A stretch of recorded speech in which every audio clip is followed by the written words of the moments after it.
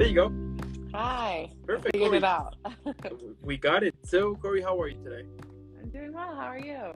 I'm doing well. I'm doing good as well. Thank you so much. I mean, it is amazing, and I think it's the perfect way to have a great evening.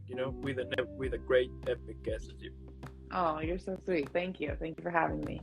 Perfect. So before we start, I have to give you a proper intro. So if you have seen some of my episodes before, you know exactly what I'm about to do. If not, let me show you that. So.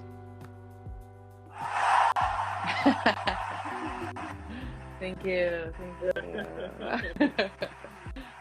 I mean, we're just starting here. We are a small operation, but at some point we might have live audience. Who knows?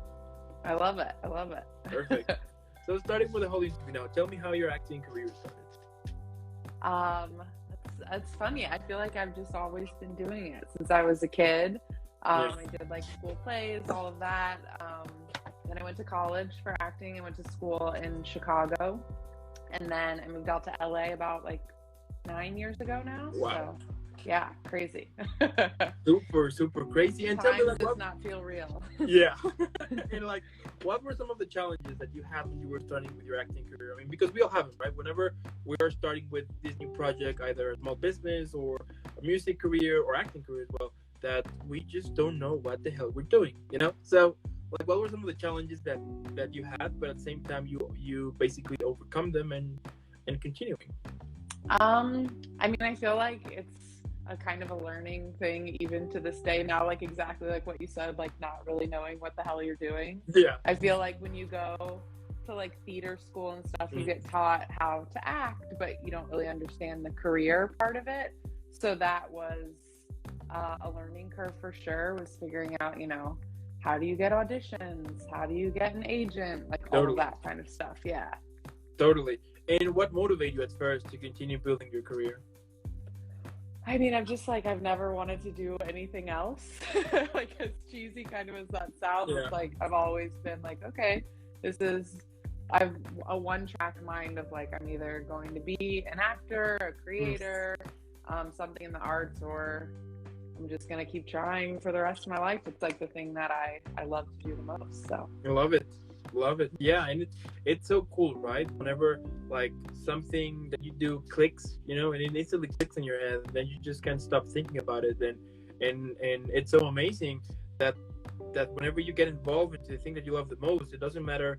Sometimes, of course, that how late you might be staying up working on it, but yet again, when you wake up the next morning, you don't feel as depressed or even angry as you were doing something you hate the most. You know what I mean? Totally, exactly. No, yeah, I think that describes it perfectly.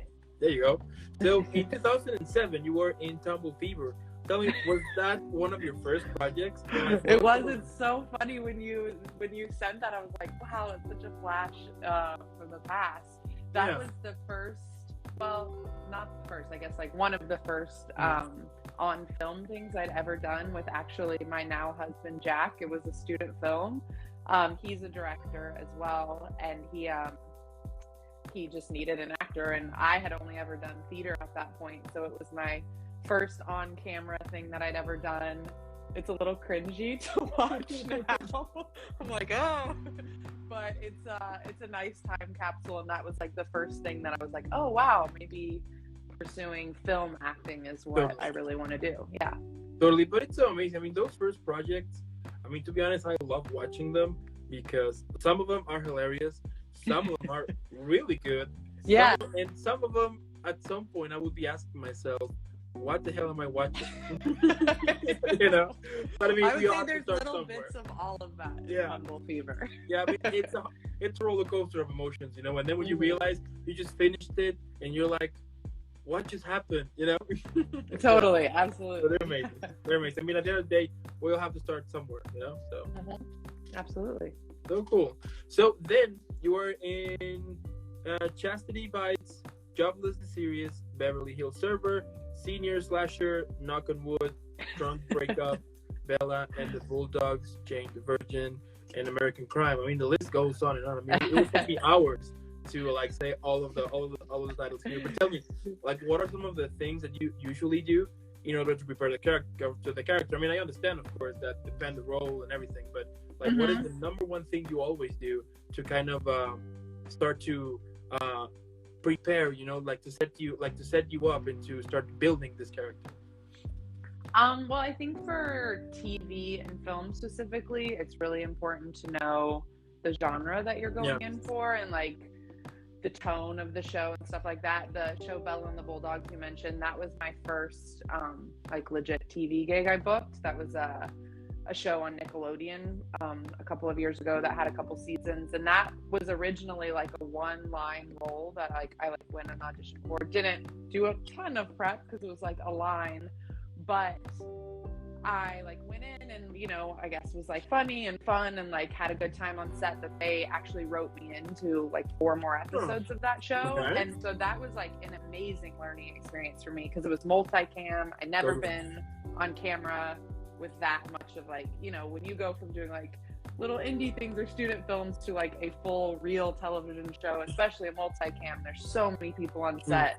That was like a whole little acting school in a couple of months. I felt like doing that. And that was just like, I mean, I honestly learned so much from like the kids who were the leads of that show. Cause on multicams, they're rewriting lines so much and they're moving very fast and you have to be like very focused on your toes, know what you're doing. And so I felt like I learned a lot from the kids who are like the main actors of that show, just watching how quickly they like learn things. And so you just have to be super prepared, like know your lines. But yeah, absolutely. That was a really cool learning experience. And a lot of the other projects that you mentioned were projects that I've done with friends out in LA, like self-produced projects, and that's like one of the biggest learning things. I still like write and direct now, and like that's where you learn, I feel like, so much, and you're getting to work with your friends, and so that's really exciting and really fun to be creating work for other people that you love and want to be supporting as well, and just learning how to run a set and how to be professional and how to keep things going. Like, I think that's such an amazing way to learn as well. I love it. And what aspect would you say it's important for a character creation? For me, like from the acting side of it, I like have to know my lines like backwards and forwards pretty much. Like I can't really do anything until I know that, because I'll just be in my head. I will be like out of my body. I feel like watching myself being like, you don't really know what's coming next. Yeah. So to me, it's like just getting that completely in my body as much as I can, and then going from there, then seeing like, okay, what does each line mean? Why is this character saying something back to me in that type of a way? What does that mean? What are they hiding from me in this moment? All of that kind of stuff. But I feel like the text work is the most important part for me. There you go. I love it. I can totally agree on that. Now, before we continue, I'm noticing on the comments that we have comment from Megan says, Corey's the best, so talented. I can totally agree with that. And Megan's the best. Let me give a quick shout out to Megan. So,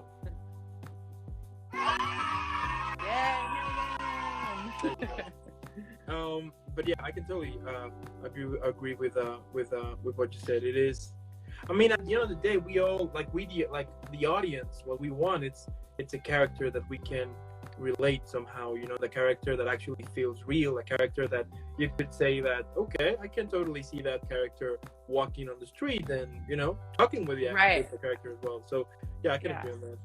And like, what would you say that it's an important aspect for storytelling? What do you like, the character work? Like in general, because for example, maybe the script wasn't good, but the performance was epic. But that kind of make like the whole movie or film or whatever itself kind of I don't know about it. So what would you say, like in general, whenever they're creating this world for a film or TV show, what would you say it's an important thing to know when you're in the middle of the whole storytelling? I think it's just, I mean, kind of again going back to the text, like really mining it and seeing like what I feel like you'll find so much of like what your character is feeling or thinking if you really just keep going through the text, and like you'll get little clues from that. And then it's also about if maybe it's not all there, like a lot of times in auditions you're not getting a full script or something.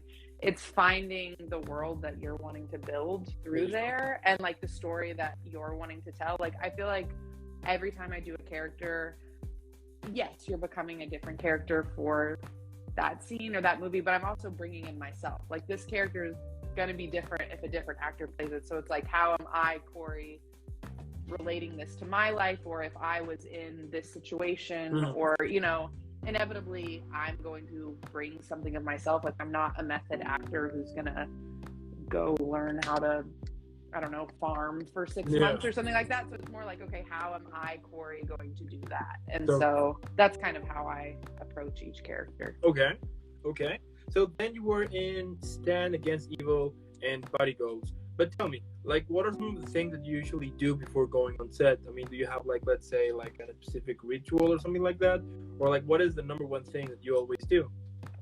Yeah, I guess I do. Like, I mean, I have to like get up. I have to have like kind of almost like a full morning, no matter what time I have to be there. Like I have to be like super focused. I kind of obsessive about reading over the script again.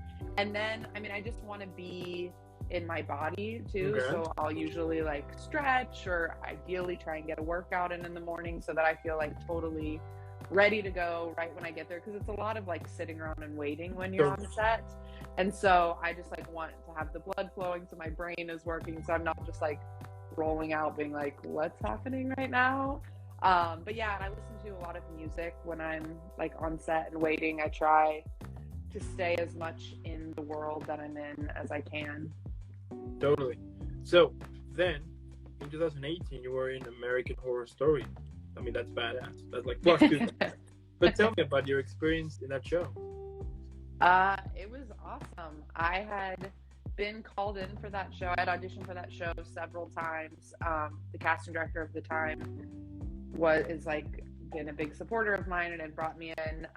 And so when I went in for that, I felt pretty comfortable because I had been in for that office a couple of times. And then when I booked it, it was like a dream because I've been wanting to book it for so long. It was a night shoot.